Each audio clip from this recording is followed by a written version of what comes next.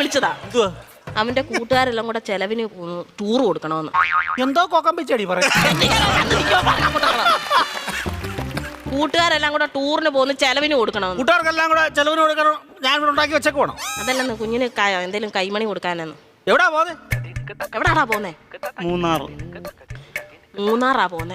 മൂന്നാർ എന്തോ കാണാൻ പോവാ അവൻ. ഇരിക്കാൻ പറ അവനോട്. മൂന്നാർ എന്തോ കാണാൻ പോവാടാ നീ. എന്നും ഞാൻ ഈ വീട്ടിൽ നിന്ന് 2 മരമോത്ത കാണുമല്ലോ. നാട്ടിൽ പോയി അവിടെ പോയി എല്ലാ ആൾക്കാരെയൊക്കെ കാണട്ടെ.